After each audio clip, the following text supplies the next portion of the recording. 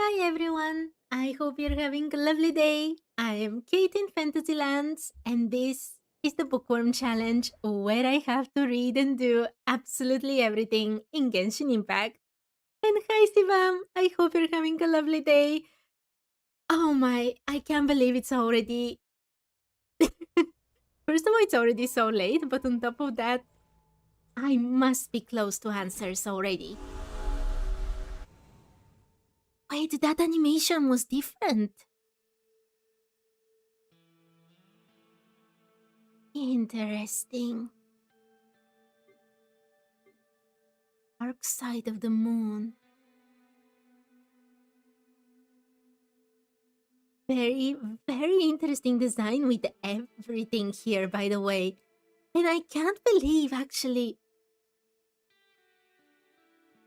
there's so many places to which we haven't been to. This can't be the middle of the quest, right? In the lunar sea, a group of jellyfish. Oh my, they're going to be jellyfish. I'll get my answers about the jellyfish as well. Yes, I reached the dark side of the moon yesterday, but I haven't done much. I did manage to pass through a lot of obstacles and such, and it was absolutely amazing. Um, and I've read all the notes and books that were available here, so now it's really just. Wait, did I read this? Yeah, I read this. There was another tutorial that I have no idea what it is about. Wait, there is a chest here? Oh wait, I did not start the timer. I'm really bad today, I'll be honest. Okay, now everything is fine. This place is wild, makes sense why the Heavenly Principles took the dragons out. I am surprised how much they managed to do actually here. Compared to what they have achieved in Natlan, this is on a whole other scale. Goodness, how the world has changed. This is another book. Maraya. Wait. I read the first volume.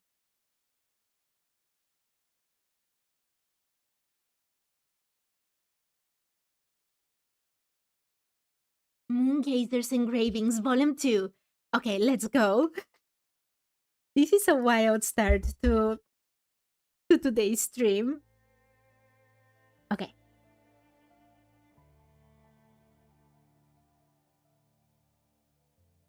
Moongazer's Engraving.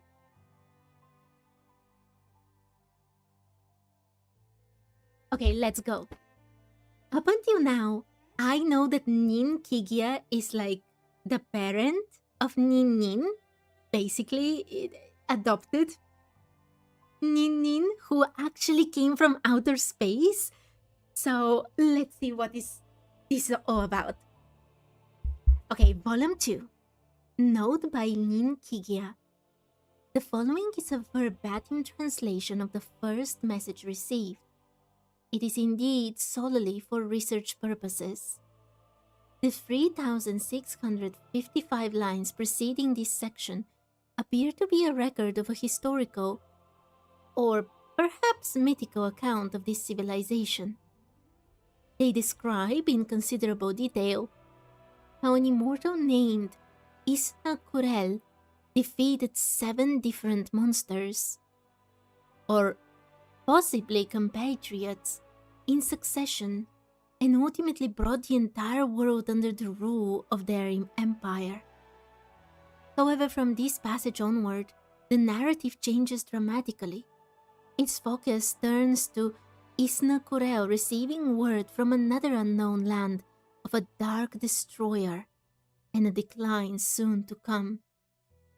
On the eve of the Empire's destruction, Isna Kurel dispatches a final messenger to convey this news to other worlds outside the Empire. Beyond this, almost nothing is known about the civilization in question. We can only infer that they were inclined to place whatever they wish to express within long narrative poems framed in the third-person perspective. Otherwise, it is difficult to explain why they would choose such an excessively verbose and easily misunderstood form to convey what could otherwise have been a fairly concise and straightforward message. Wait, you think Nin Nin is Nin Kigia?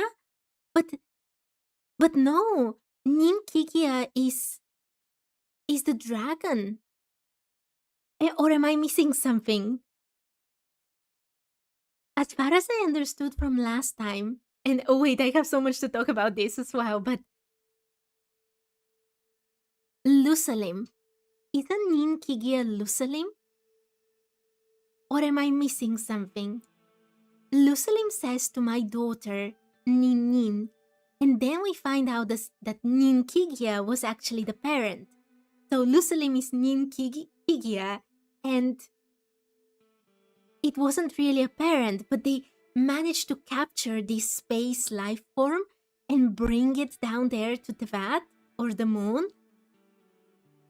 And it's not the same thing, right? Or have I misunderstood everything? And also, wait. So many things happening at the same time. Isna Kurel defeated 7 different monsters or compatriots. That is very interesting considering that the Heavenly Principles uses 7 Archons on Teyvat.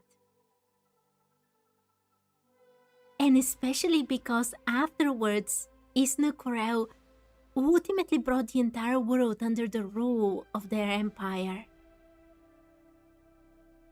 Who is Isna Kurel? Receiving word from another unknown land of a dark destroyer.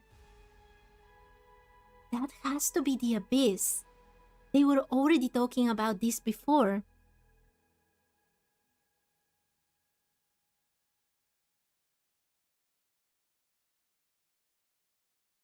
Oh my, hi Jatin, I hope you're having a lovely day. I am super excited as well, but I think oh my, all this quest is amazing and has been happening when a lot of IRL things have been happening as well, and I feel like I'm not getting the gist of it. Yes, Ungin and Magis were the researcher couple, and Lucelim was their student. I know about this. But okay, Sivam, I will trust you for now, but I want to understand it properly. Okay, last thing before I continue.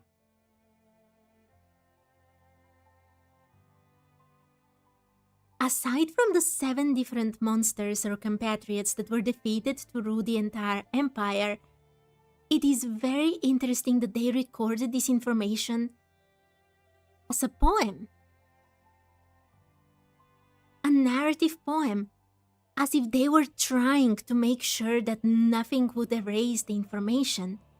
We already know from Nahida that if you record the information in Teyvat at least, in different ways from, the normal truth, it can withstand even the erasure of that information from Irminsul, or Ashro in this case now. So very, very interesting.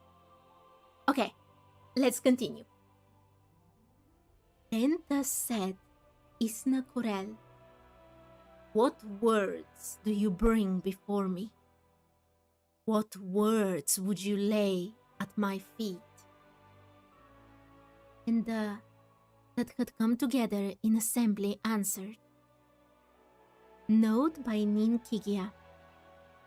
The unknown term in this line cannot be reliably inferred.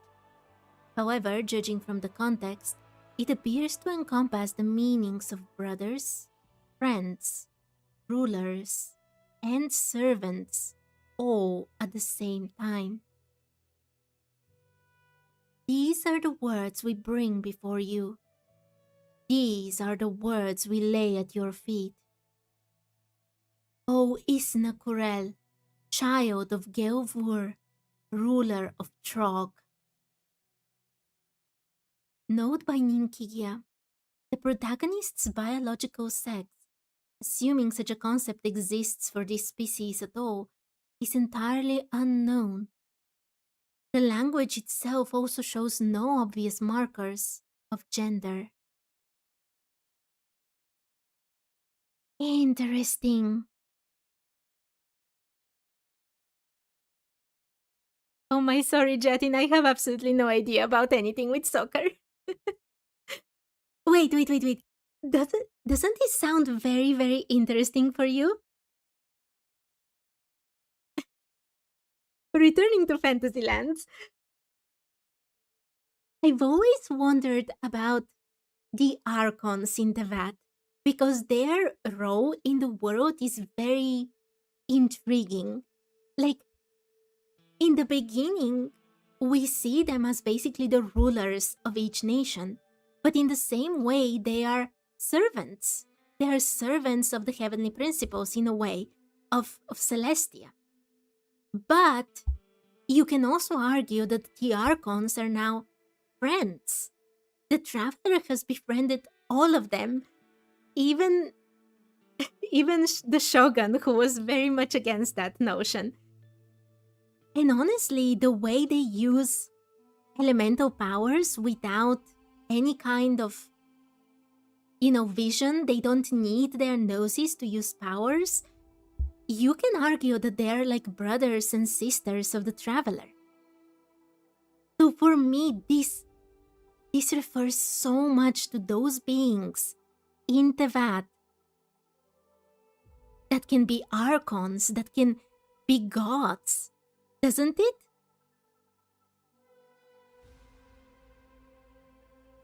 The Gnosis definitely helps them. The Gnosis are very powerful objects, but they are not necessary for the Archons to use their powers. That's at least how I see it. And even when they lose a Gnosis, that does not mean that they give up their authority, if you have noticed. Because the authority and the Gnosis seem to be kind of different, at least in my opinion.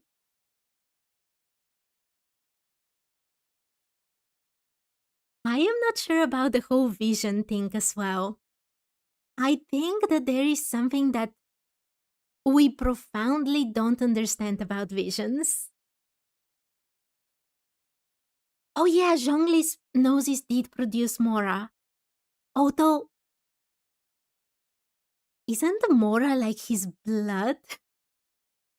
Oh my, I really have to start studying Genshin as if it were, you know, a whole history. Okay, let's continue. How shall your friends withstand them? How shall your content with them? You pin their heads beneath your feet, and yet they shall rend your throat like... Note by Nin Kia. The unknown terms in these two lines cannot be reliably inferred. The former appears to refer to an organ belonging to this species, though apparently not a corporeal one.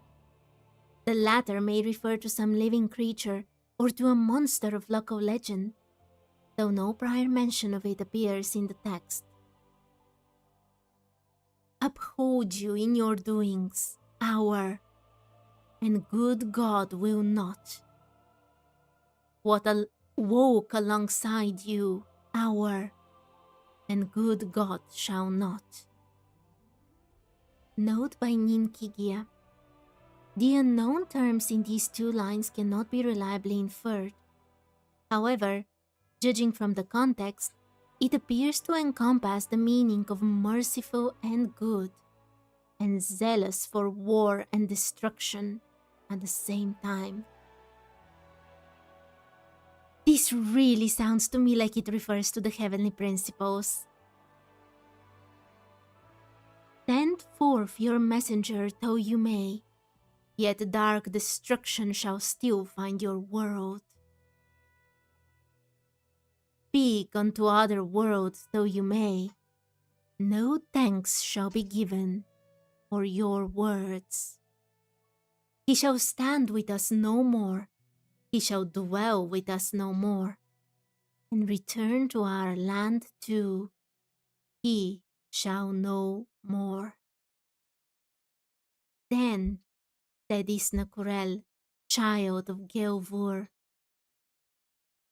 spoken thus you have to me, Yor has laid these words before me. Note by Ninkigia. The unknown term in this line cannot be reliably inferred.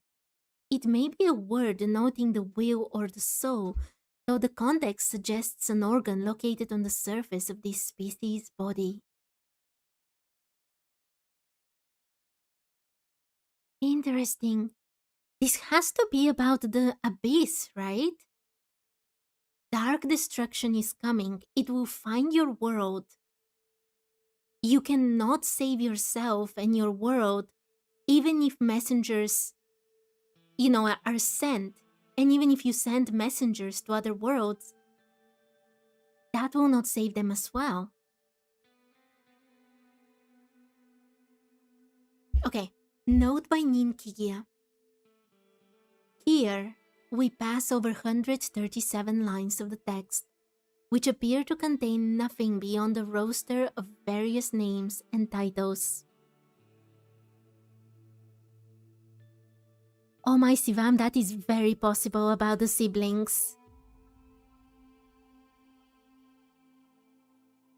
It is very possible that the siblings had to escape the abyss and that their ship was basically the heavenly principles that made sure that Teyvat can become a planet in which they can survive. That is definitely one good theory. We already know that many worlds were destroyed by the abyss, so it's completely believable. We have no way of, confirming it for sure, but I think it's a very good theory. Okay. Thus shall I, the immortal, speak unto you, and thus shall I deliver these words before you. Our shining land, given unto us by the good god Nshgo, Nshogu, gleams like silver purified, and receives the praises of all nations far and wide. As I was born a god and woke as a god, so shall you obey. Oh my, it's getting so epic. Who is Nashugo? Nashugu? I can't pronounce the name. Gleams like silver purified. I wonder if this has something to do with Irminsul. We know that Irminsul was not the way it was, and that the heavenly principles changed it. I wonder if this has something to do with this.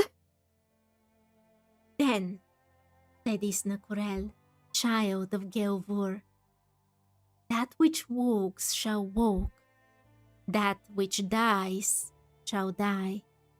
Even the gods must submit to a law such as this. You have laid these words before me. Send not your messenger. Warn not the other worlds. And obey I shall not. My messenger is nimble as Nost, and swift as Trinquos. Like Omegrathine racing through flame, he too shall sing his urgent cry as the third mud candle sputters out. Note by Ninkigia. The original wording of this line is present as is. It appears to be a proverb of this civilization, though its meaning remains wholly obscure. Even gods must die. We know that gods actually have to follow some rules, that they are not free to do as they bid. We know that there is an erosion that goes on for them the more they live. So this still makes a lot of sense for whatever race the gods are on Teyvat. We see Asmodee as a villain in the story start, but what if Asmodee was forcefully taking them to safety? Since even the Temple of Space is so about preservation, the Temple of Space is definitely about preservation. However, what bothers me for Asmodee is what she says at the very first time we meet her. The arrogance of humanity. I don't understand that line. I always thought it was all about, people trying to push through the firmament. But if she was just trying to protect them, if she was not a villain, if she doesn't want to confine them out of ill will, then would that still make sense? Okay. When the Dark Destroyer comes, our world shall walk no more. Our gods shall walk no more. When the Dark Destroyer comes, our world too shall perish, and our gods too shall be no more. How could you think I know no fear? I fear more than all of you together. Fear fills me, and fear shakes me to the very core of my being. Yet, I shall consume my suffering to the last, as one would partake of some kind of food. Never again shall my embrace bring joy to my partner. Never again shall I sing of tales grand and humble to my gentle young. Never again shall I behold you walking toward the future I promised. So said the child of Gelvur, tears falling from their eyes, their sorrow deep. Should I send forth my messenger, the Dark Destroyer shall take notice of our world and bring about its death. Should I withhold my messenger, the Dark Destroyer shall also take notice of our world and bring about its death. Thus shall I, the immortal, speak unto you.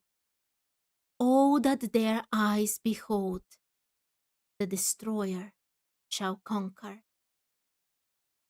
So the abyss is inevitable, basically?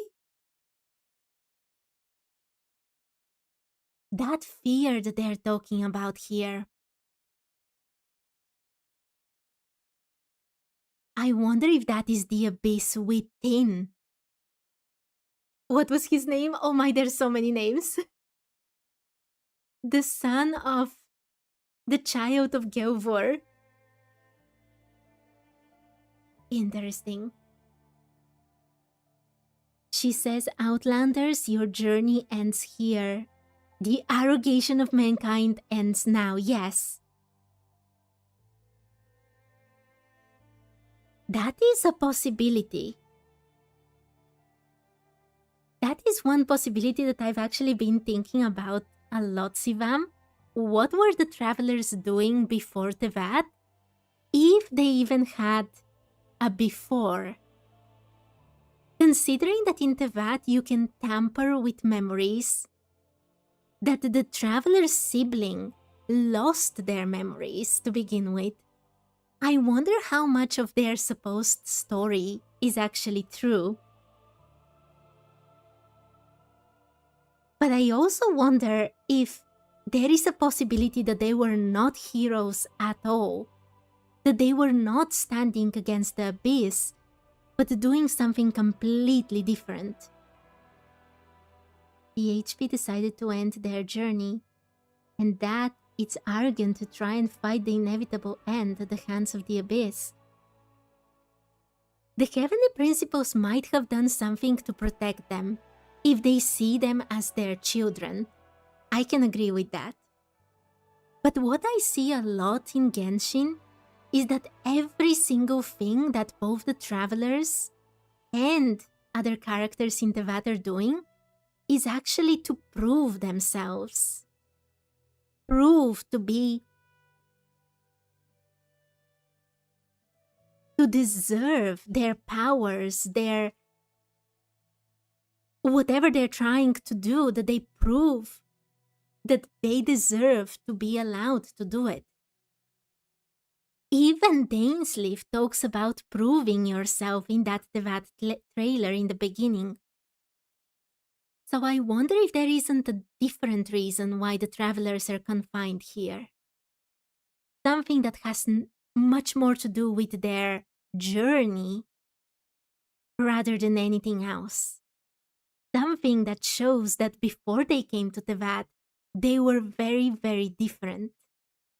And they have to prove themselves that they're more than they were before. But I can totally see the opposite as well, that they were heroes that, just couldn't withstand the abyss. Oh my, there's so many things to think about. Okay, where was I? Here. Note by Nin Kigia. Here, we pass over 32 lines of text, which broadly correspond to the third line of the general translation, but which are considerably more cumbersome and challenging to parse. Yet I shall make them, the other worlds, know, just as I was made to know. Warn them I shall, so they may be ready. Warn them I shall, so they may be watchful and summon courage in their hearts. Oh friends, know that you're not alone. We, the dead warriors, once faced the darkness, as you now do. The abyss definitely looks like it's inevitable. When the curtain falls on the day, when all light disappears from the horizon, when the earth is swallowed by the darkness, when the sky is occupied by the darkness, and when Isna Kurel's messenger sets sail, the darkness shall destroy our homes, rend the crowns from our heads, and shake us to our very foundations. Note by Nin Kigia. The original wording has been preserved as is. Its meter occurs only twice in the preceding text. Nonetheless, Listener, this is our light. Note by Nin Kigia. The original wording has been preserved as is. However, judging from the context, the verb used here is clearly used to describe auditory sense. Small and faint it may be, pure still it is, and as pure as when first it was kindled. May it be a light unto you. May your light also be heard. Dim is the light we have kindled, yet know the light, and you shall kindle it anew. Thus shall there be light to rend the darkness, and light that shall not be extinguished, as ours has been. We are here, looking up at the starry sky. Note by Nin Kigia. Whether the civilization represented by the stellar black body was in fact the empire of the immortal Isna Kurel cannot be verified. It remains possible that this was another civilization that has tragically since fallen, one that received the warning sent by Isna Kurel, but was still unable to escape its destiny in the end. Oh my, hi Okro, I hope you're having a lovely day. Oh my, I'm so sorry I have not played Final Fantasy XIV. But look at this. There have been some... There has been some alluding to the idea that somebody will have to sacrifice themselves at the end of the story. And this is another proof, isn't it? The light is dimming. The light is dying.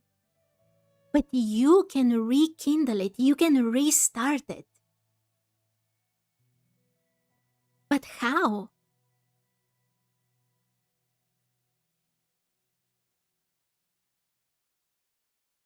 I really, really think that either the Abysso sibling or even the Traveler will have to do something huge, a great sacrifice, maybe even the ultimate sacrifice, in order to actually restart the light.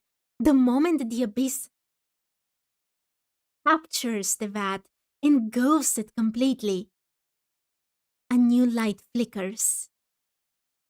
And maybe all these memories that we're collecting right now in the vat, in our backpack of all sorts, of all places, all these items that are not so much on this account, they can be used probably to reconstruct the whole story, the whole world. Or they could be used as fuel for that light. We know that memories are fuel, they're power. And we'll need a lot of power if we want to bring light to the darkness, aren't we? Oh my, this is so epic. Okay. That was such a huge book. Okay, let's go. Activate. I think I read everything.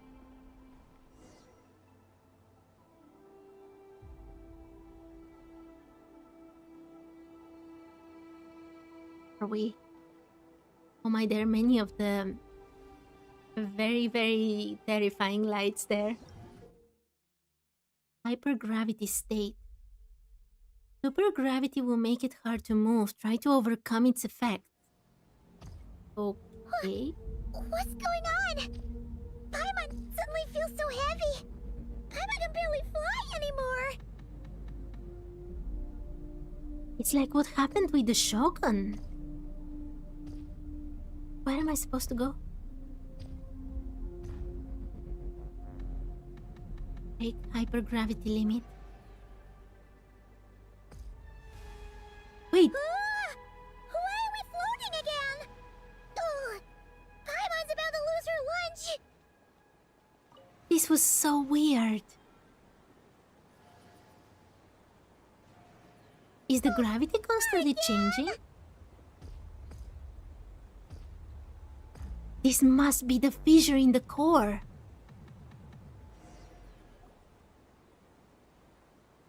Colombina?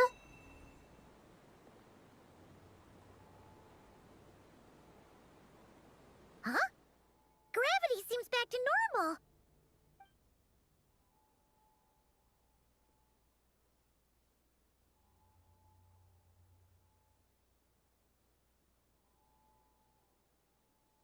Columbina!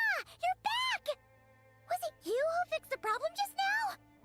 Talk about perfect timing.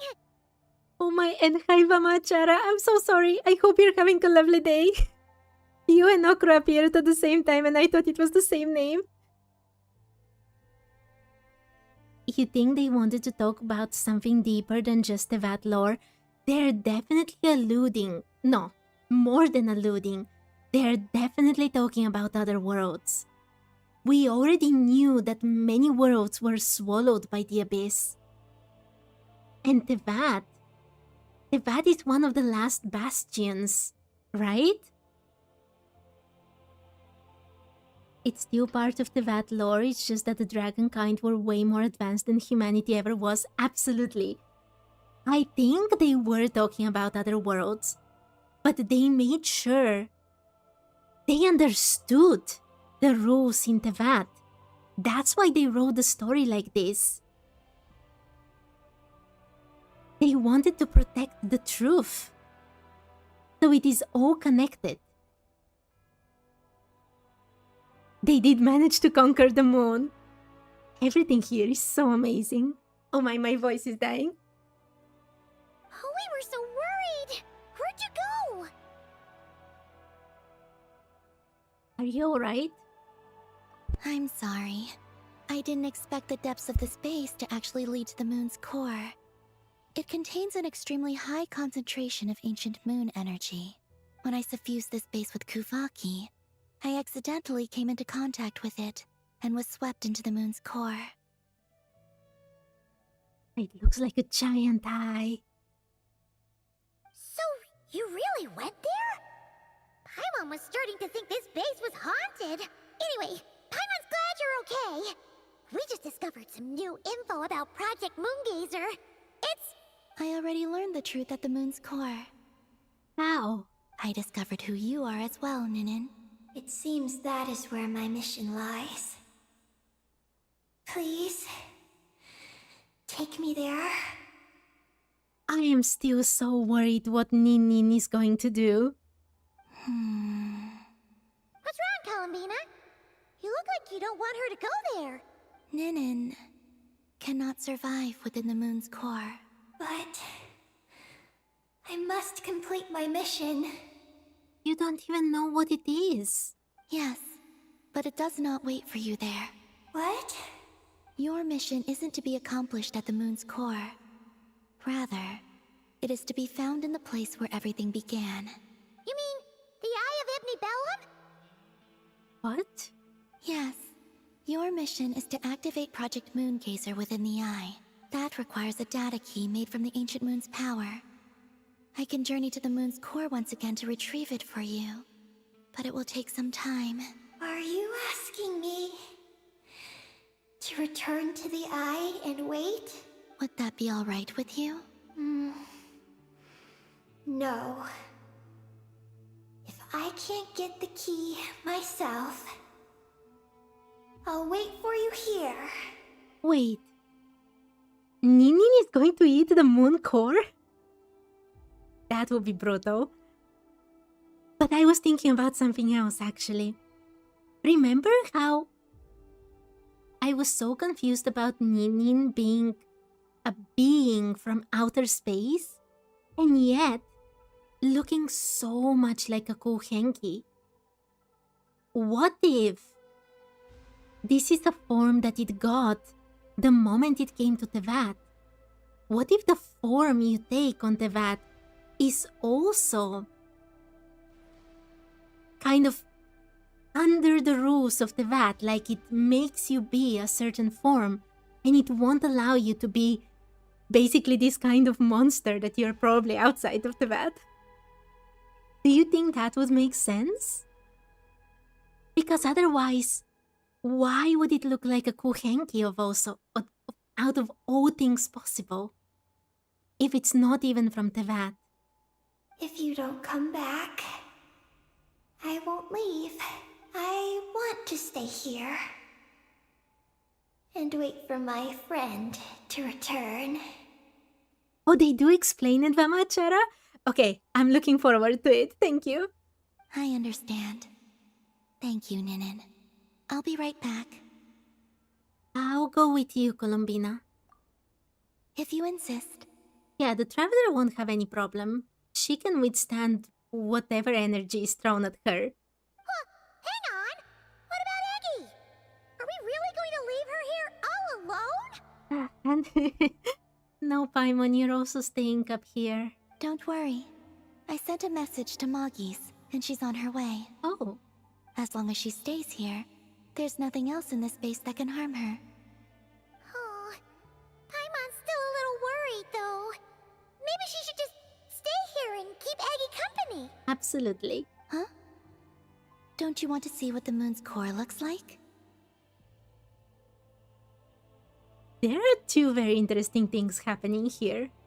First of all, by Paimon not coming with us, we don't get to see if she can withstand the moon's core energy.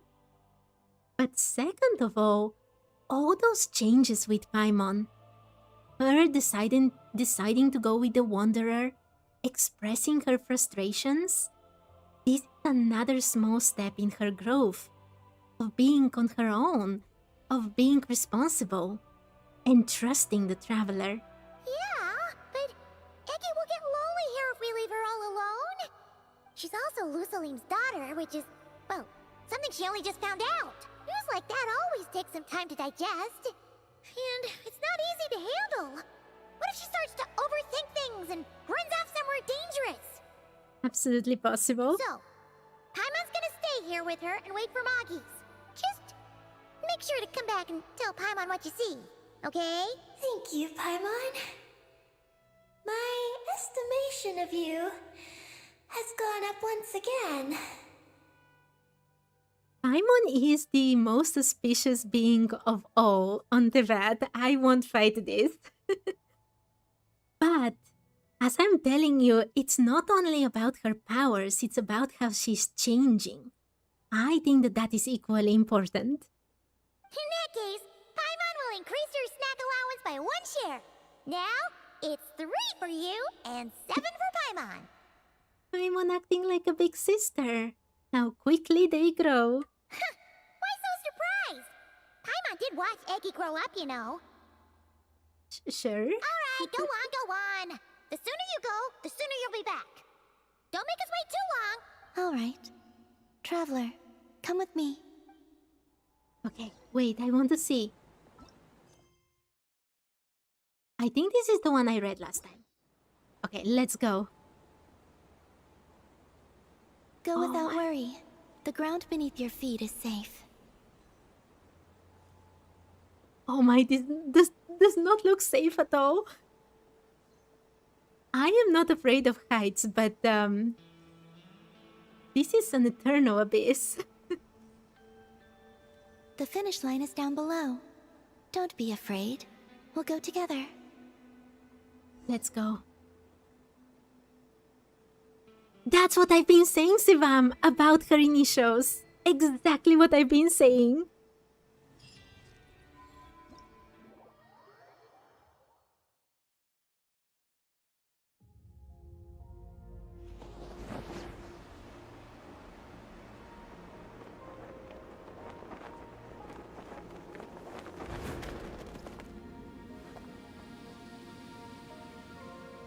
This is not what I expected. We made it down. They actually managed to work through all that energy so deep in the core? Is this the moon's core? No, that's still up ahead. With you coming along, we'll have to enter it the normal way. Still up ahead. Interesting. Yeah, nightmares of falling are awful. I'm not afraid of heights in the real world, but I have had those dreams. As for this place, it is the masterpiece of that Dragon Lord of Darkness. He reforged the moon into a terrifying weapon, and this is his launch silo. Nibelung.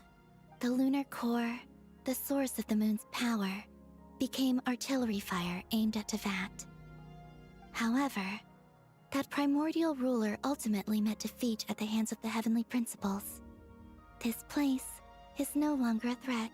Let's continue on. Circular gravity state.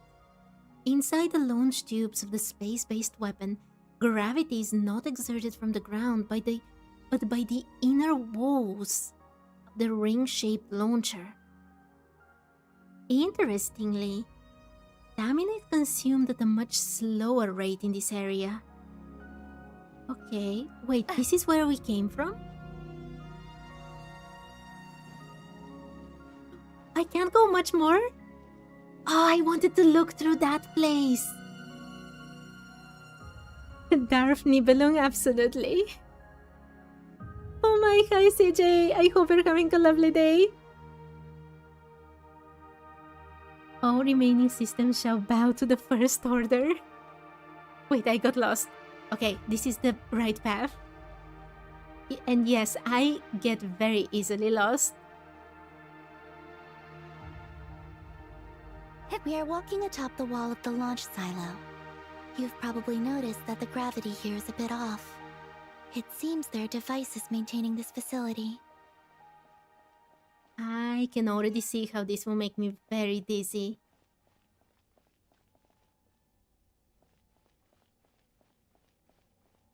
Wait, what do you mean you're the spy? I am losing the thread.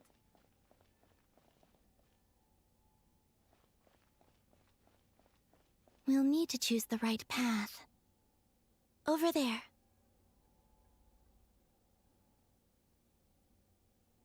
If this place has been abandoned for so long, why are there so many things still in operation?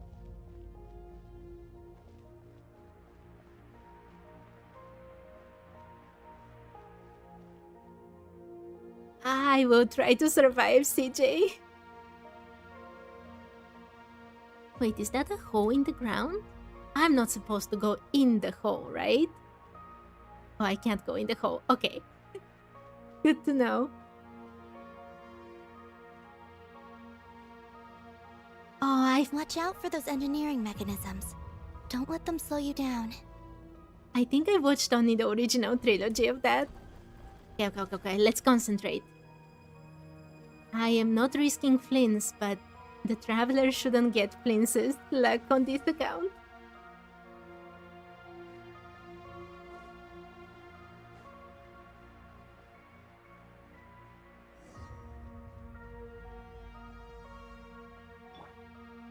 Oh, this is so much better.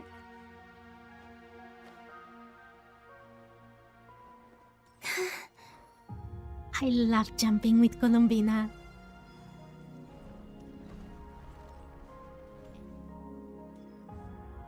As long as I stay away from those things, I should be safe, right?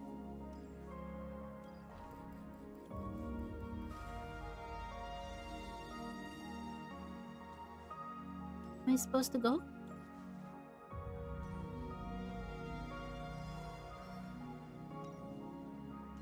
Oh, I think I did something wrong. Huh? What? No. Okay, I get it. It was scary.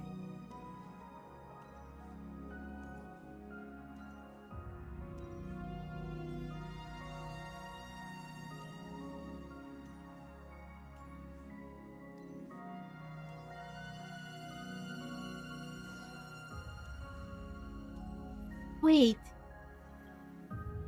Simple, isn't it what we got? It's the same as this. Columbina's walk is absolutely amazing. You have no idea how much time I've wasted of my life just walking with her and jumping.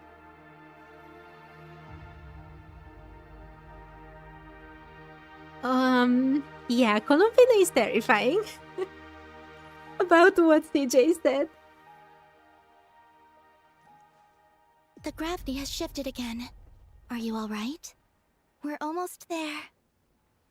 Think so.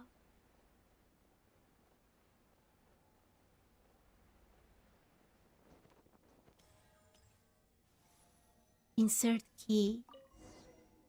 It has to be that thing. Beneath this door is where we need to go. Looks like we'll need a key to open it. You already have it with you. Yes. This is Lucilim's final facility. The one before was the Lunar Veil Laboratory, which is now the Lunar Sea. You mean the ancient moon's found? That's the one. Yes. Has the system detected us? Regardless, they can do nothing to stop us.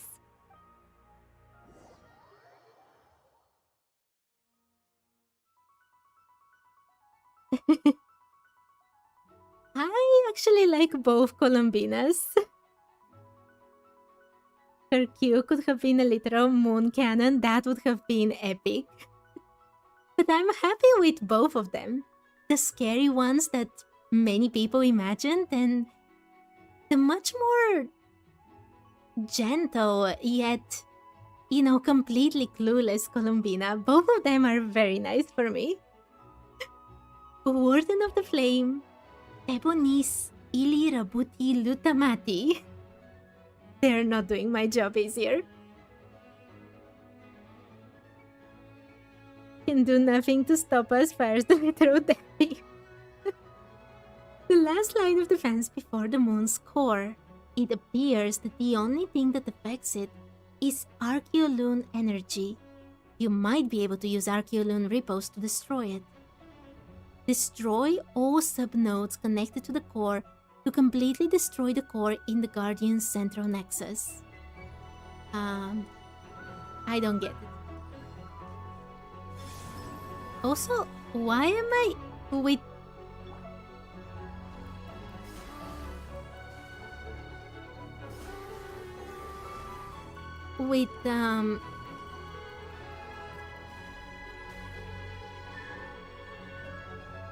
Pyro Traveler if I'm playing with Columbina? There we go.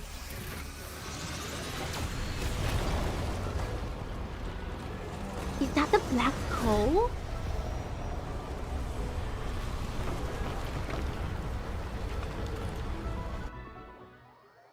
Wait, I destroyed only one of them. Some power from the moon's core.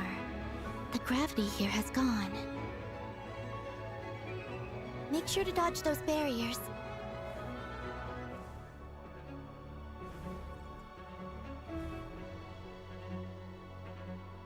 Oh my, they're very big.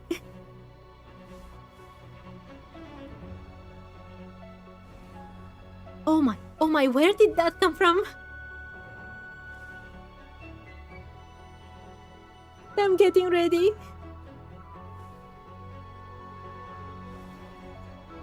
Oh no, oh no. Is that a jellyfish?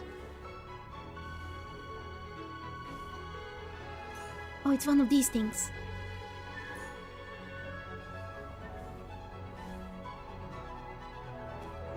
Oh. Okay, what do I do? Huh? I don't get it. Oh, okay.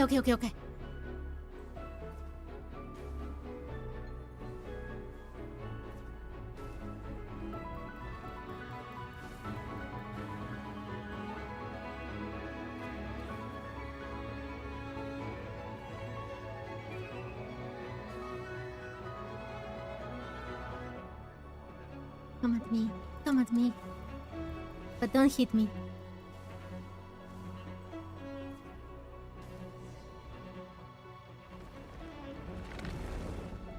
Preparing to fire high energy blast.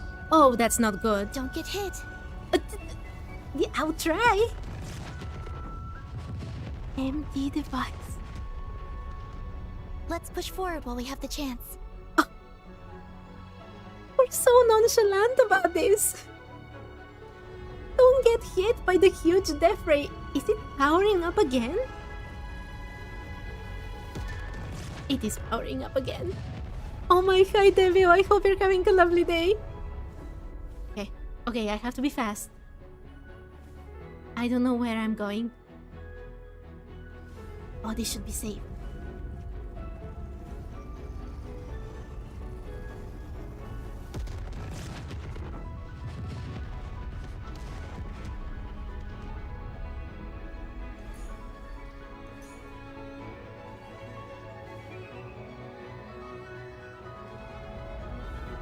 Oh, please, be safe.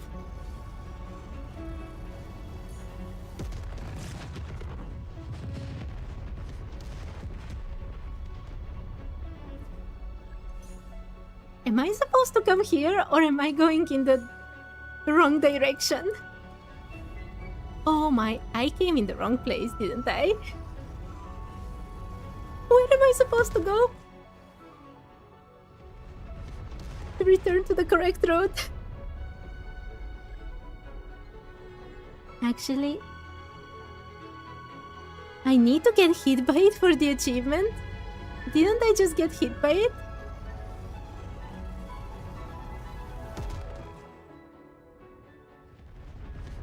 I got hit.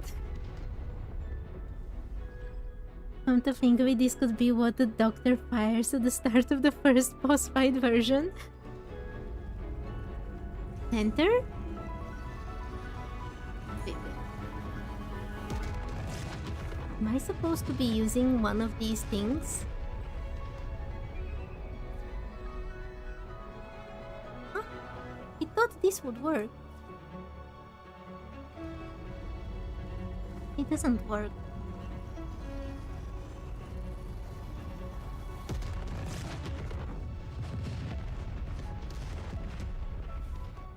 Oh, no, I went too fast.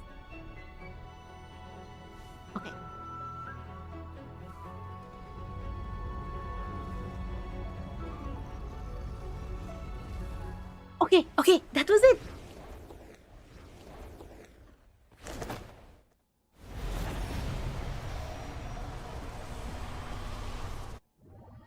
I got it, Sivam, but I'll thank handle you. the gravity. Just give me a moment.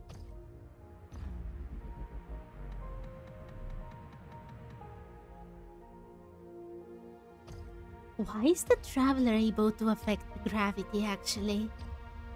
Even a tiny bit. Break hypergravity limit. Wait, oh my, hi Kakashi. I hope you're having a lovely day. Oh my, I don't know. Kakashi, I think everyone else is hearing me. Wait. I don't know, Kakashi. I think everyone hears me.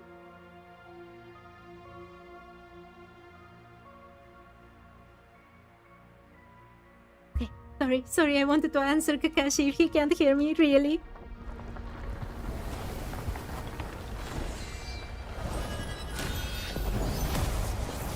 They're just forcing themselves to move? Okay, that would make sense, Sivam.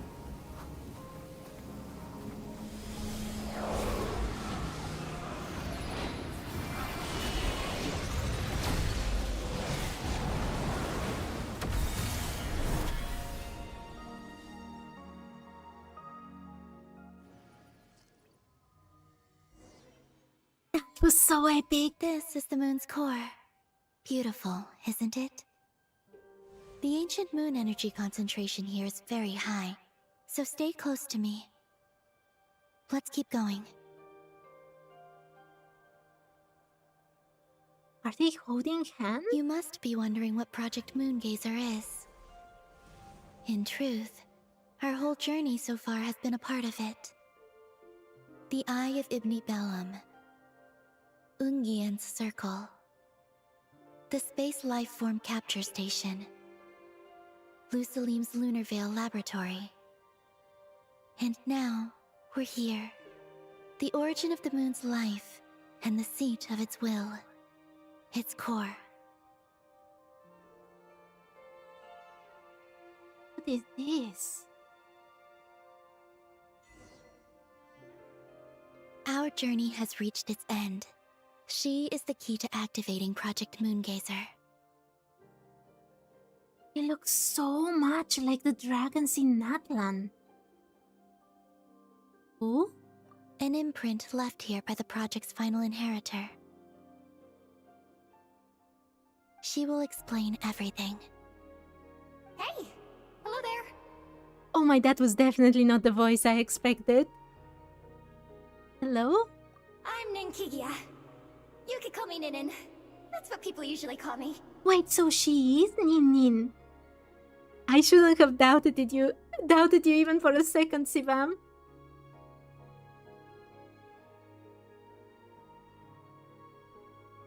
So, Nin Nin first looked like a dragon? What's your name? Ibni Bellum? Ungin? Magis? are you, Luceline? I am the traveler. No need to answer me. Unfortunately, I'm no longer here. This is just a recording. But, if you look at it another way, it's not unfortunate at all. You're here. And that means the plan was a success. You have inherited our mission. You must still be very confused about a great number of things. Such as, who exactly am I? You are not of this world. Let me tell you. You are a new life created through the will of the moon. A crucial part of Project Moongazer. The traveler? What is she talking about? And what exactly is this project? You must be thinking. Don't worry, I'll get to that. First, please thank the 3 Moon Sisters, who permitted our transgression and allowed us to borrow the power of creation from the moon's very origin. Secondly, thanks are owed to my teacher, Luceline. He inherited everyone's research and successfully collated all their ancient moon energy data. That's how I was able to gather that data in this sea at the moon's core. Then, when the primordial power of creation was triggered, bam! Everything here is so beautiful, by the way.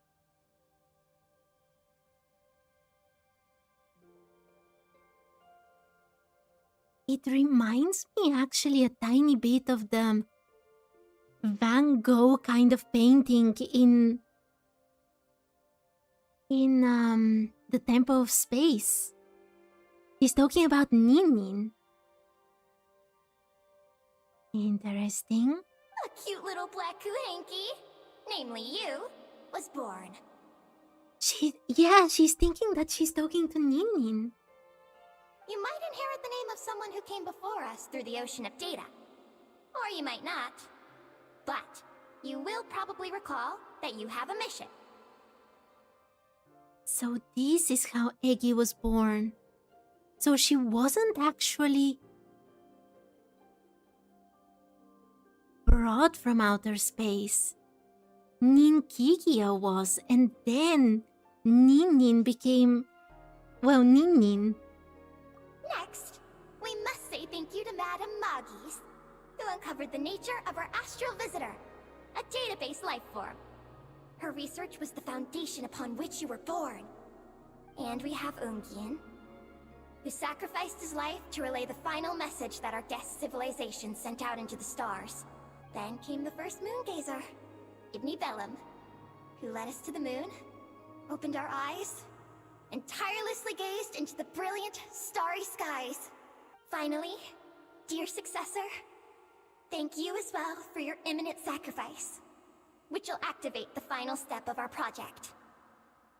So Nin is going to sacrifice itself? After all? Your mission is to continue transmitting the message we once received out into the universe. A single ray of light is feeble, easily swallowed by the darkness.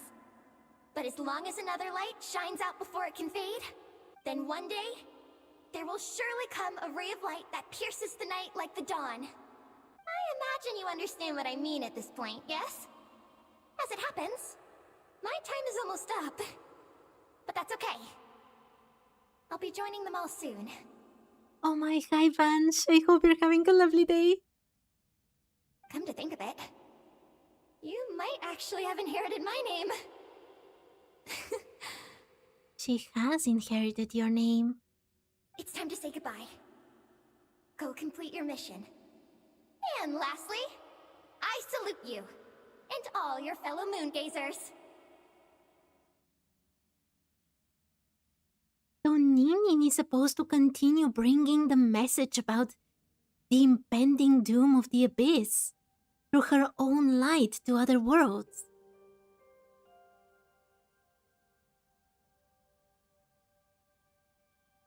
But we already know that no matter what you do, at least from the book we read, that whether you have the message or not, things are really, really bad. There is no escape. So why should she sacrifice herself if it won't work either way? Or is the whole reason that a light must always exist? Because that is the last hope of the universe.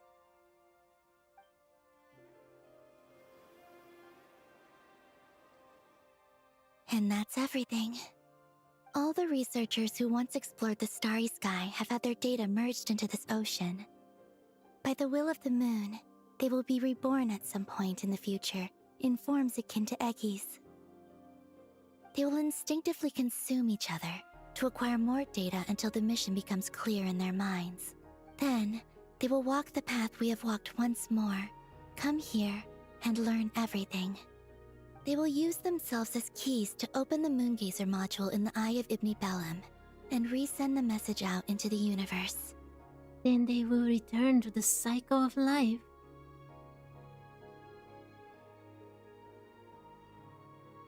Do you think that is what happens to souls in Teyvat after they enter Irminsul/Ashru? The moment their souls are released, they are basically recycled into new life forms. Lighthouse of any remaining survivors of the abyss. A dark ocean with a single beacon of hope. I really like this explanation, Sivam.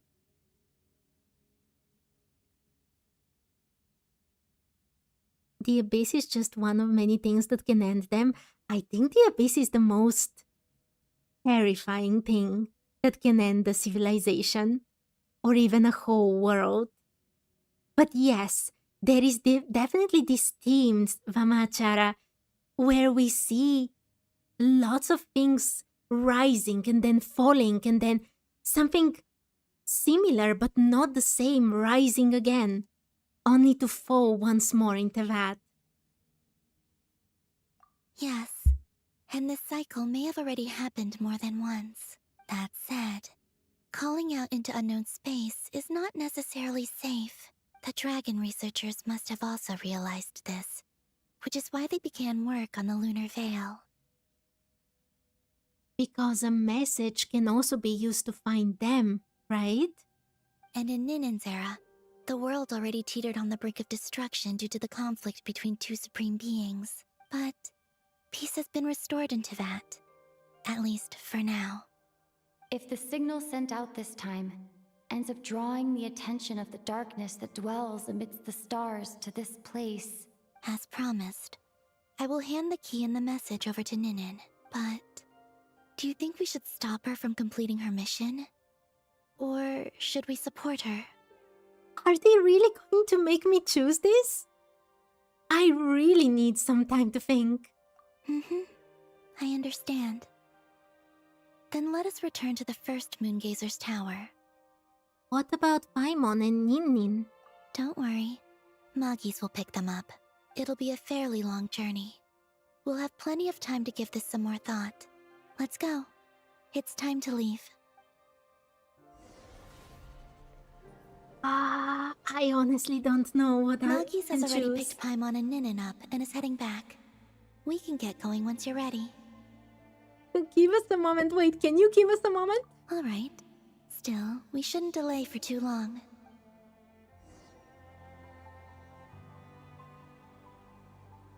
There is literally nothing else to do. Just go with her, right? Honestly, I don't know what is the right choice here. Ninnin will want to complete her mission no matter what. And the cause is just and noble. And Teyvat is already withstanding so much abyssal energy to begin with. Magis has already picked Paimon and Ninin up and is heading back. We can get going once you're ready. I'm not ready, but we're ready. Then let's go. Let's go.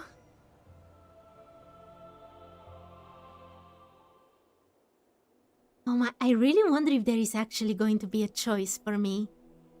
Or Ninnin would have already made it for herself.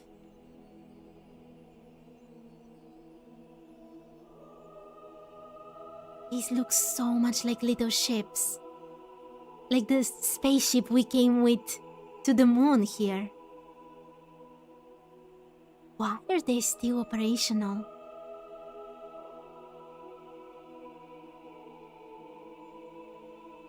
I can sense you're troubled.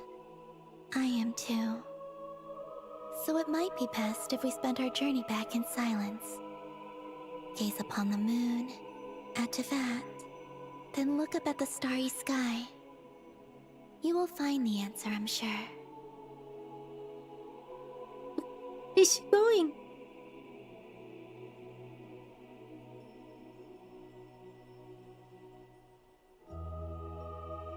It is beautiful. This whole quest has been incredibly beautiful.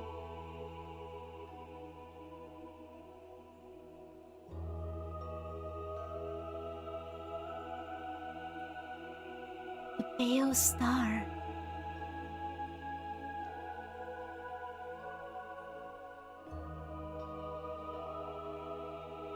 So weird to look at Teyvat from here.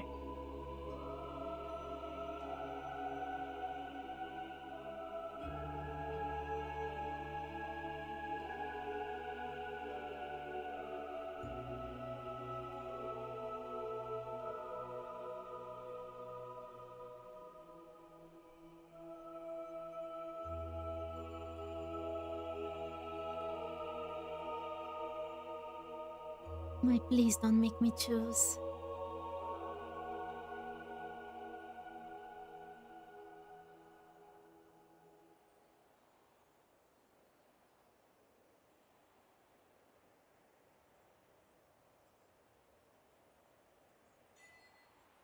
Round the moon in 80 days. Oh my. It does feel very long for me.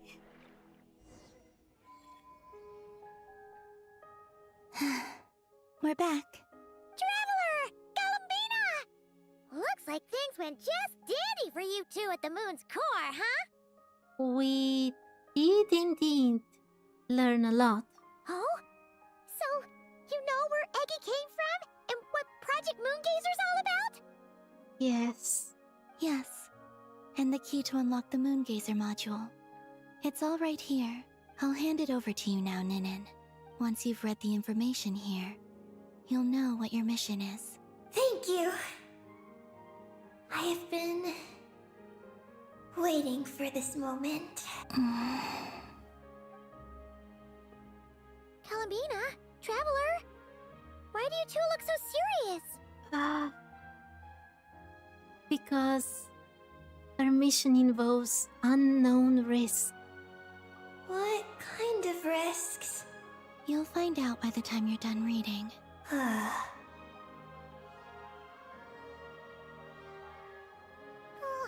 Paimon's a little confused. What exactly is Eggy's mission? As Egi reads the information, you tell Paimon everything. Sending a message into the starry sky? So, that's what Project Moongazer's all about? Is crying? So the risk is... we could expose Teyvat? Are you serious? This is a tough call! Eggy, are you alright? She is crying, isn't she? Hey, don't be sad. We can still talk this over, right? Remember those snacks? We can split them 50-50, no problem. No. I'm not sad. But you're crying! I'm not sad. And I'm not crying. This is just... Happy tears? a toast to those who came before. Galambina, Traveler, Paimon. Thank you. She has already made her choice, hasn't she? I won't have a choice here. You're my friends. I don't want to make things difficult for you.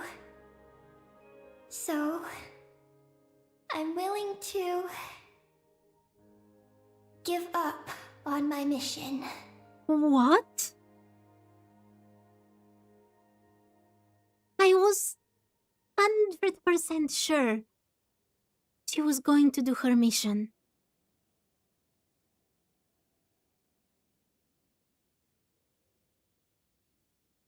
I'm sorry, right now I'm really gobsmacked. Aggie! It's okay, Paimon. I'm not the first to have executed this plan. My predecessors have long since sent our voices out into the stars. Yeah, and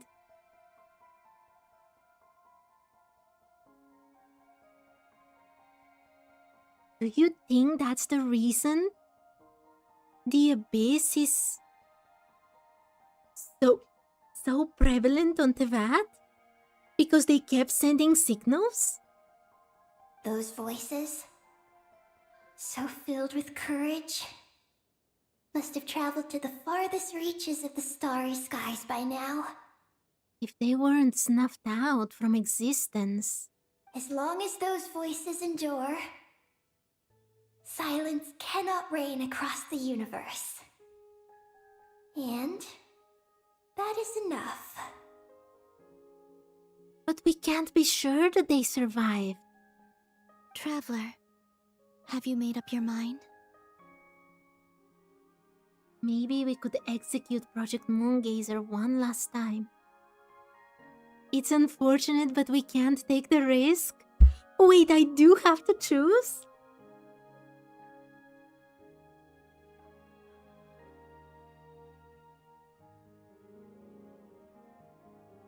Okay. Honestly, I was thinking a lot about it while we were traveling through the sky. But all my assumptions were made based on the fact that Eggy would definitely want to do this mission, like no questions asked.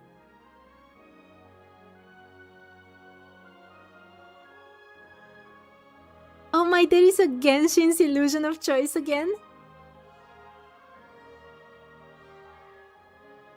If Eggy was sure that she wanted to do this, no matter the cost, I think I would have agreed with her. I believe in responsibility, and I think that Eggy's responsibility is to continue sending this signal, even if it's her own doom. It has nothing to do with whether I care about her or not. I was very suspicious of her from the very beginning, as you already know. But now that she doesn't have this, desire, even after all creators of the missions were, she kept carrying her duty even after all the creators of her mission were long gone. It did. But now she's not so sure. Choosing hope over fear, in your opinion? I do think it could be hope over fear, but also a sense of responsibility. Look at Mondstadt. It's all about hope, overcoming fear, and such a strong sense of responsibility, even from the people like Varka, who seems so goofy. She even lost her memories and ages of loneliness. Her existence is definitely heartbreaking. And the fact that this whole thing will start over again if she does it, the whole rebirth thing, consuming its own kind until they reach the same conclusion. Yeah, a cycle of mission. Like a samsara again.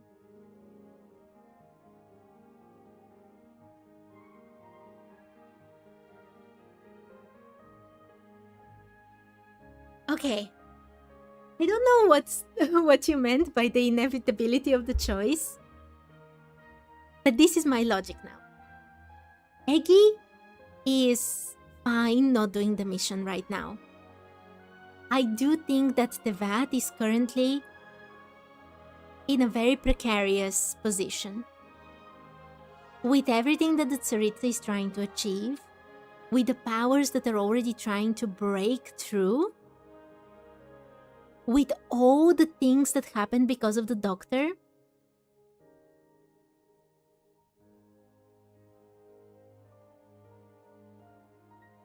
each black Kuhenki in the moon is going to be a future Ninin.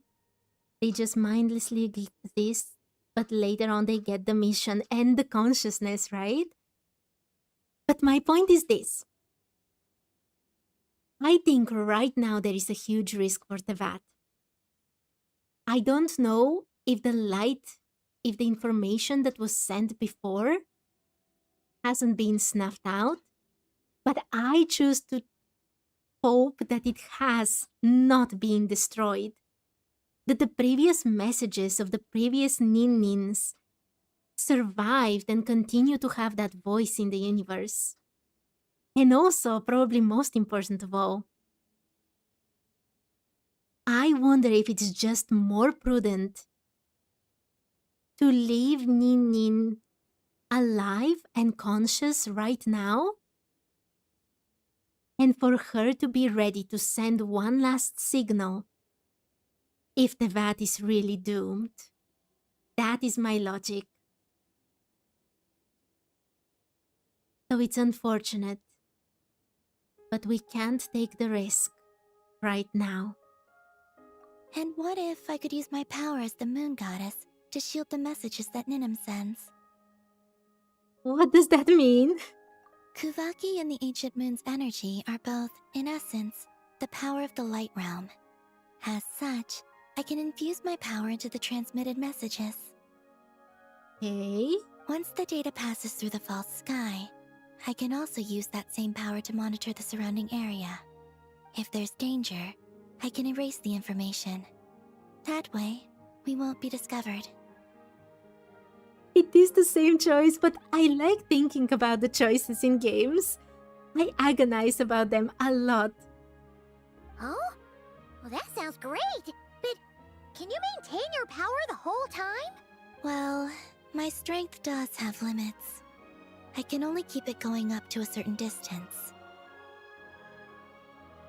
I think that is part of the world building, Sivam, actually.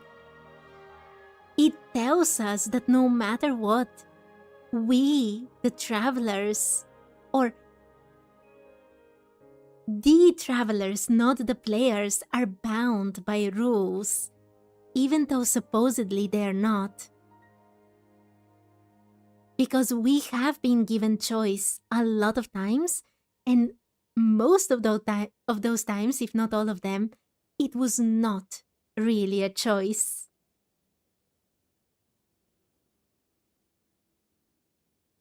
I do like thinking about the choices, Mamachara. I will try to shield the message as far as possible. At that point, its source will not be so easily traced. That sounds more feasible. But... will this hurt you? Aren't you worried about yourself, Nin? Don't worry. We have the support of an entire moon here, you know. So, are you ready, Eggie? Once you've made up your mind, there'll be no turning back. Can I ask one more question? Yes. Yes? Why would you do all this for me? Because we're friends. That's it? Yes. That's all the reason I need. Moon gazers, I send you all my regards. But Paimon does too. I understand. Then... I am ready. I was thinking that keeping her alive for... I'm telling you, keeping her alive and well until Teyvat is in such a state that the only hope left is to send that information to other worlds. That's what I was thinking.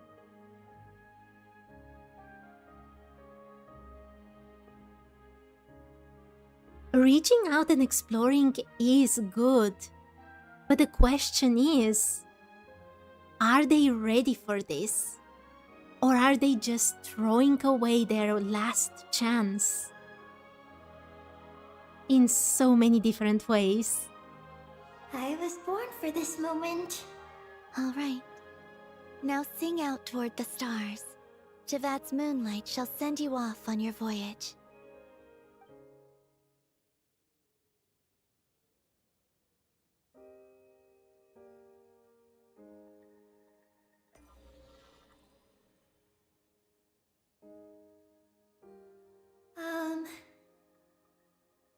Hello? Hello, everyone. I am so glad to be able to send this message out into the mysterious vastness of space. I don't know if it will reach you, but if nothing else, let it at least dispel some of the silence that fills this cold universe. This is getting me so emotional. She definitely won't be the last.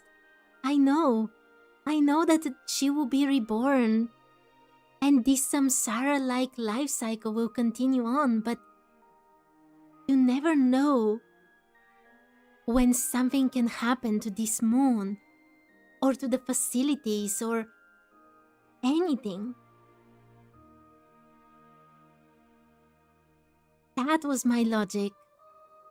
If you are out there and you hear this, then there must surely be some kind of special gravity that, like the moon, has captured us both. She is already becoming transparent. So, I'd like you and your civilization to know that you're not alone beneath this boundless starry sky. Our era is drawing to a close. But our courage, faith, and intellect will echo across the sea of stars via this tiny message. Our era is drawing to a close? It is insignificant, but it is our light. I hope it emboldens you. You do not face the unknown in the darkness alone. Please, keep sending your voices out into the stars, and let them become your light too. A single ray of light is feeble, easily swallowed by the darkness. But as long as another light shines out before it can fade, then one day, there will surely come a ray of light that pierces the night like the dawn. This... both so hopeful and so ethereally terrifying. Last but not least, we are moon gazers in an unremarkable corner of the universe. Our names are Ibni Bellum, Ungin, Magis Getty, Lusalim, Ninkigia. To everyone who can hear this, we send you our regards. My friends, thank you. Let us meet again beneath the starry skies. And so she goes.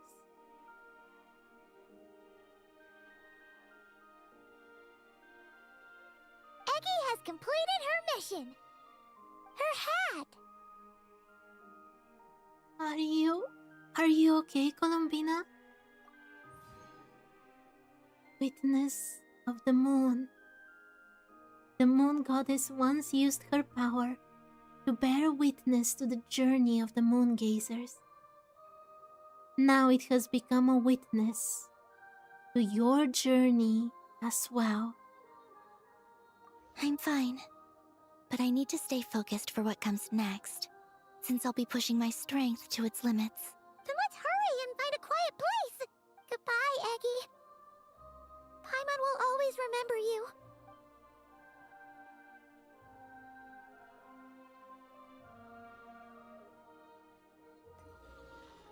A burst of signal static, what? It seems the activation of the Moongazer module has activated a sealed data segment. This is the What's happening? received message and sending our reply. Whose voice is that? Unable to accurately pinpoint your coordinates. I cannot know how long this reply reaches you. Doesn't it sound like Lumine's voice? But I'd like to respond at this very moment. We are travelers who have traversed the universe alone for a long time. And your voices, it is as if a bonfire has suddenly lit up a dark forest. It is Lumine's voice, isn't it?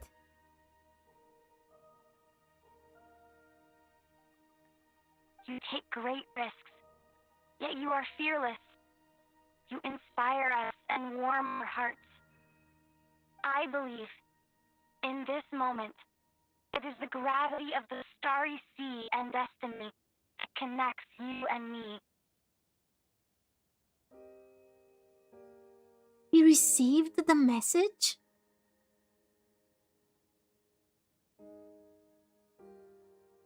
So it is the Traveler's voice, the one you're playing with. In the future, we will try to find your planet. But not now, unfortunately. We're still dealing with some trouble.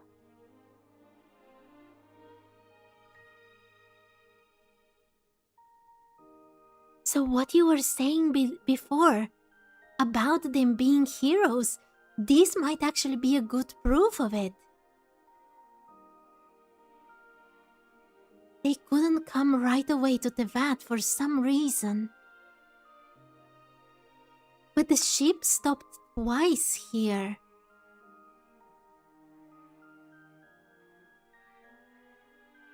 I feel like we're missing something. Missing something in the chain of events. What happened and when. A burst of signal static. Lumine, how are we doing? The sibling? Almost ready, Ether. Burst of signal static. Well then, my regards to you. Just as you said, the sea of stars is vast and boundless, and we are not alone. Let us meet again beneath the starry skies. What? They can't end this like this?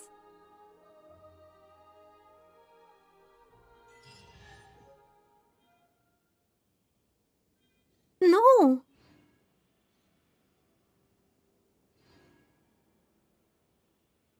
I refuse. I refuse. There is more.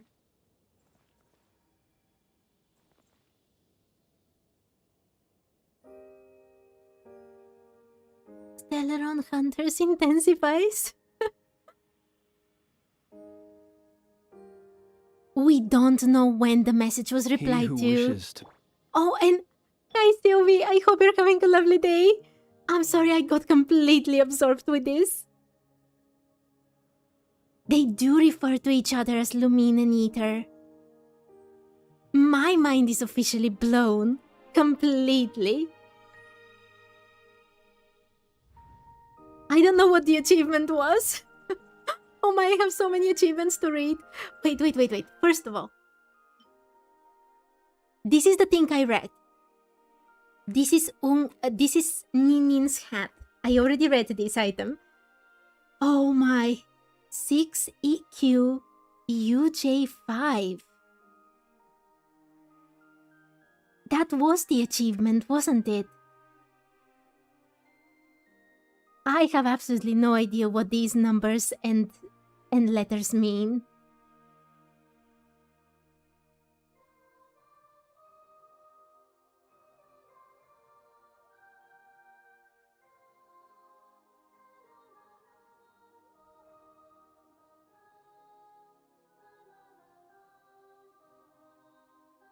It's a reference to a signal that was received by a satellite array IRL? Really?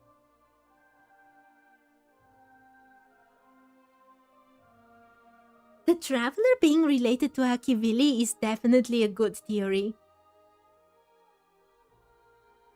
What? It's a code for WoW? Oh my.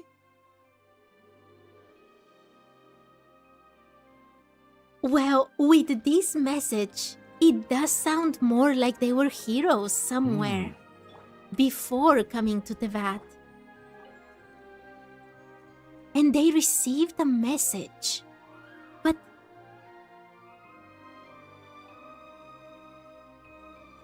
the way it sounded before was that the travelers were asleep in their pods, not doing anything, just letting their ship maneuver through the starry sky.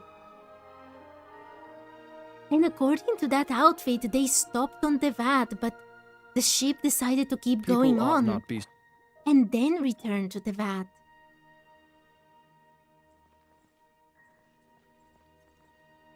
That trouble that they were facing. Do you think that they were severely hurt? Severely hurt from their last battle, and they lost. And that's why the ship took things in its own hands, searching for a last bastion of hope, a place they can protect. They came to Teyvat, they terraformed it, created a world that would be able to protect the travelers. But all we know, it was actually following a symbol, a signal that was already saying that Teyvat is in danger.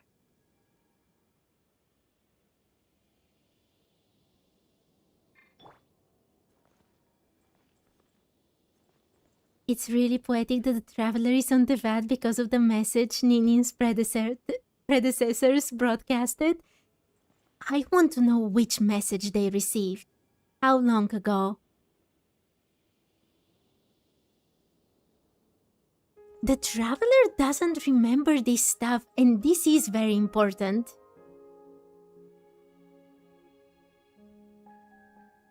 Oh my, Sivam, I really don't understand any of this about the radio telescope.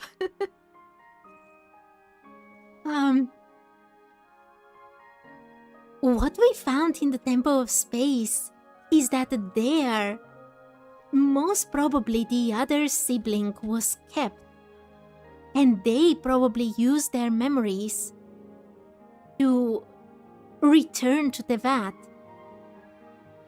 And by doing so, they forgot everything about their sibling.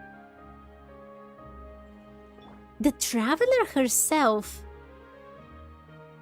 does have some memories about their journeys before. She explains that they were traveling across the stars. And yet she doesn't remember the signal? It's all very suspicious.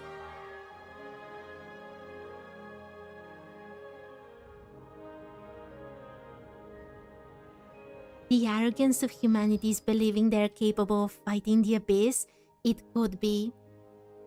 Maybe humanity's arrogant in that sense.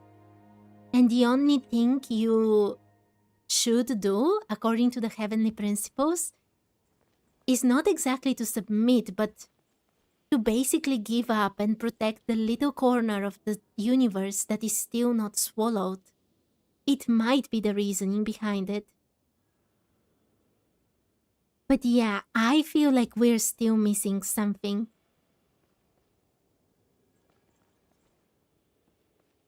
Lumine, do you mean the Abysso sibling?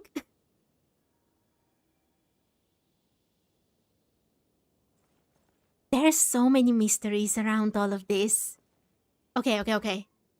Let's read this. If I continue on, I can theorize for hours. Oh my, I have to do so many things for this week because of last week. Okay, let's read it. Records left in the terminal. Observations of the intermittently visible celestial body indicate a tenuous atmosphere on its surface. No signs of life activity have been detected so far, though parts of its surface structures do not appear to be naturally formed. Also, I understand, Sylvie. What I was about to say, actually. It is very interesting that the traveler didn't hear this message. She left with Colombina and Paimon. And the only ones that know about this message now are actually us, the players. Probably the only real witnesses of Teyvat's story.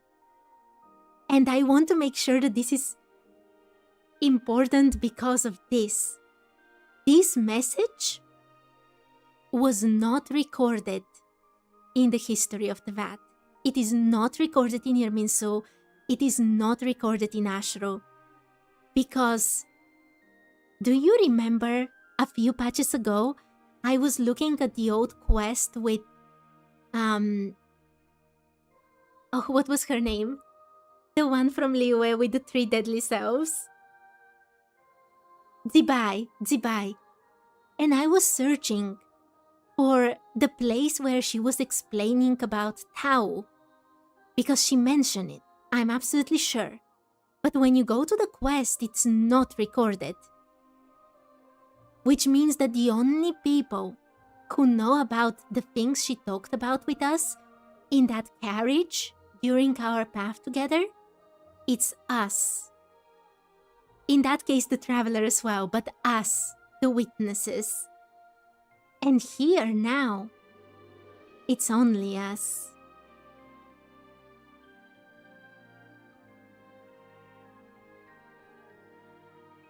Maybe the reason humans have visions are for a final stand against the Abyss in the future.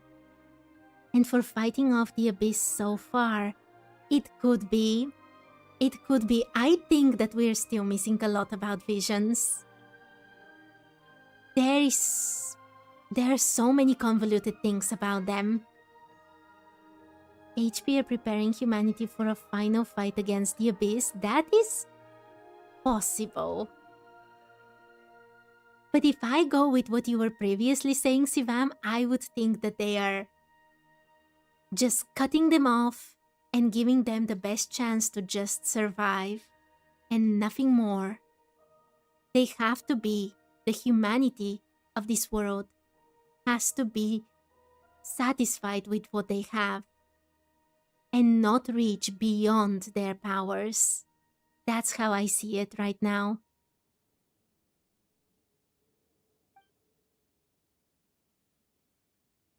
Okay.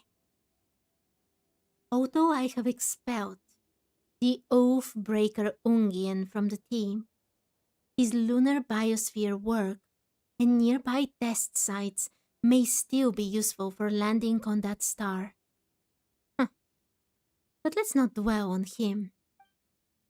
May the Creator be forever crowned with supreme glory. We shall journey toward the stars, as we once gazed upon the moon from the earth. Recorded by Ibn Bellum. Interesting. And if the traveler came with the spaceship that might be the Heavenly Principles, why are they able to use draconic technology? Why are they able to use the teleportation points here and the phlogiston in Natlan? I want so many more answers. Oh, but it's so beautiful. Okay. Okay, let's read this.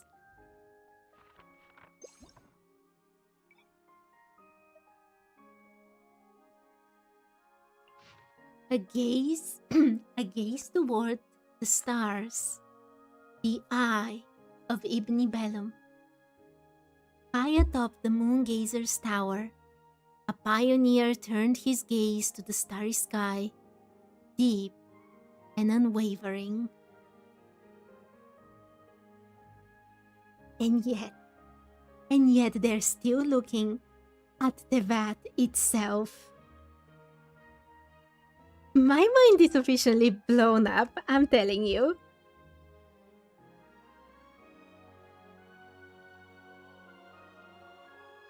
Oh my, can you imagine what would happen in Snezhnaya? Oh my, Sivam, okay. Thank you for watching and see you another time. His quest has been amazing.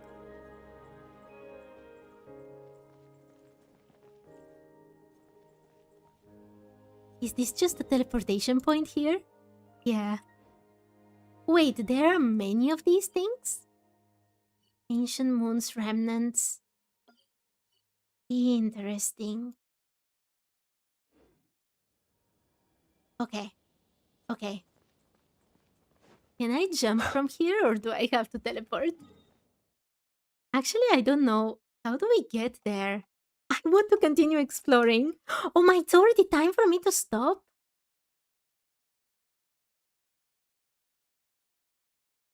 The dragon who was working on the lunar veil did betray Nibelung so he could continue his research. Yeah, they did very dangerous stuff here. If you want to go to space station cause there is some flowers to collect, trust me when it might add tiny amount of your flower theory. Wait, the space station? Wait, which one are you talking about? This thing? Yeah, this thing, right? Okay, let's search for the flowers. I don't know where to go though. Can you help me, Sylvie? Also, it's awesome to float around. And I really have very little time left for today. I had to start very late today because of real life very bad stuff. Okay, where do I go? This is where I got my chest with Bluetooth, right? Oh my, I should take my Primo Gems.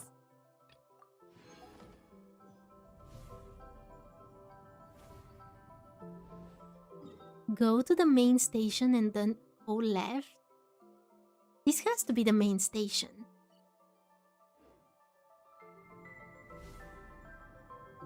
From there, left? Is there a way the other... I thought there was only one way in. There is nothing else here.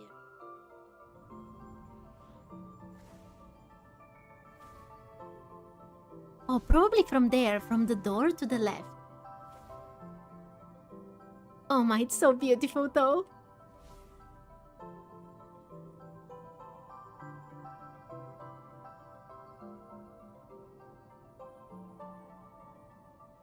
The bit with the planet and the moons? I think this is what you're talking about, Sylvie.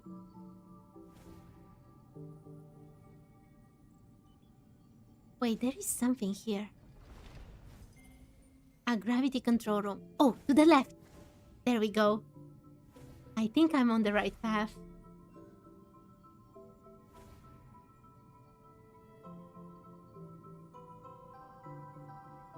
Oh my, it's beautiful.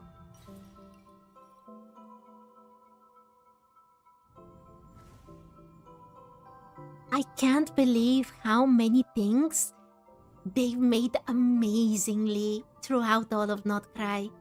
The Frost Moon Scions, the Temple of Space, this place. Wait, there is a flower. Giant sweet flower? Lost flower of ancient times. Maybe I was right that there is something with those flowers. Even the abyssal things we use for Mora and for experience are exactly gold and blue. You can't tell me it's not connected in some way. A preserved flower from a long-lost era, bearing a striking resemblance to a certain plant found in Teyvat. There may be a distant and ambiguous connection between the two. I was correct about this? This was just one of my very silly theories. That's ridiculous. Oh my, thank you, Sylvie, so much for telling me about this.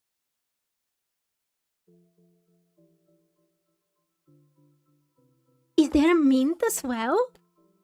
Now in this corridor is some I found it. I found the flowers.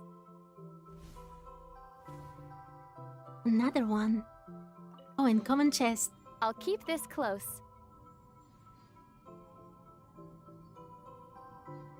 Do I just collect them? Okay. Now we only need mint.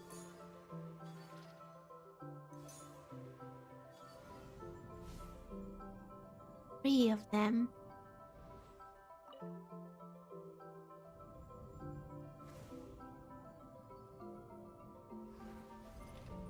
The control room.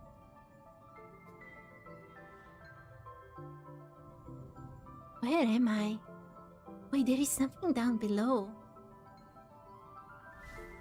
This. Oh my, there's so many things here. I am not even close to finishing discovering all the secrets here, am I?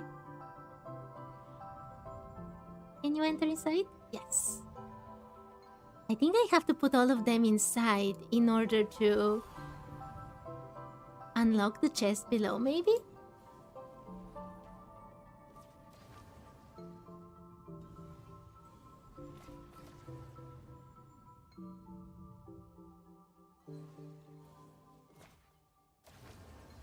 I don't get it. I thought I was supposed to kind of power them up, but they don't seem to want to be powered up.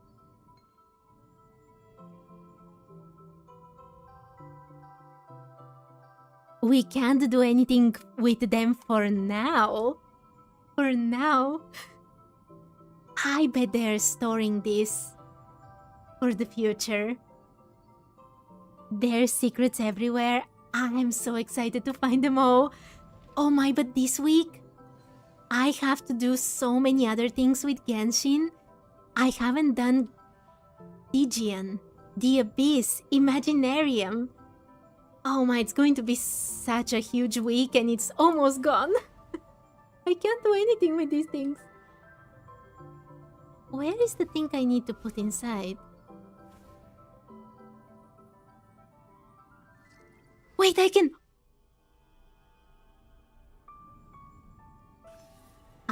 literally get out of the station? Wait, there is another. Oh my, there's so many things to look at.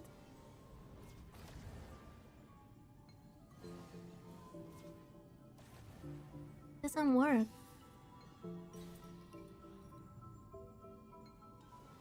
I thought if I do something with these things it would work, but it doesn't. Hi to Dracus, I hope you're having a lovely day. I am on the moon. Oh my, if you have not played this quest, you have to. My mind is blown.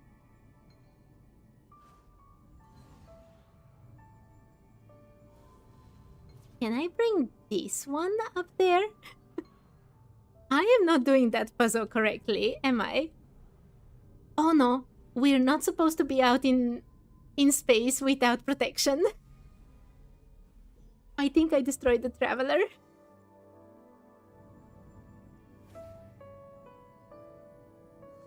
Apparently she can, at least for a bit. Wait. What do I do here? Oh my, I so want to continue exploring. Activate something. Oh, that's how we bring it. The ancient moon pearl launcher has been damaged. No! It can't be damaged. There is a chest here. I am so excited for Snezhnaya, Sylvie. I can't even express how excited I am. Okay, I'm safe inside this thing. Energy supply has been fully restored. Can I bring this back there? Can you please come back there? I was supposed to... Oh, I made my job so much worse. Okay, let's be safe. Where is the save point? There we go. Okay, can I bring it to...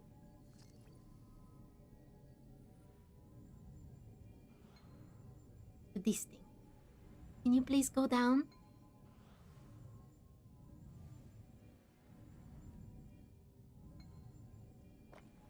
No. Don't understand what to do.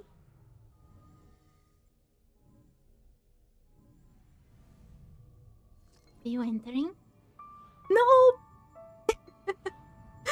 Oh my, this is definitely something I shouldn't have started when I'm supposed to stop the stream. Okay, let's get the chest above. Oh, the chest above is there. Never mind. I will come here very soon and I will finish with everything, I promise. But this week I already have to do so many things. So, I think I'll stop here for today. I'll just get my Primo Gems. And tomorrow... Oh my, there will have to be so much fighting. And then... Thank you for complete. I will return to the moon and I'll find every little secret. For sure. Okay, everyone. Thank you so much for joining today and chatting with me and everything. And I hope you have a lovely day. And I hope to see you another day. Bye-bye for now.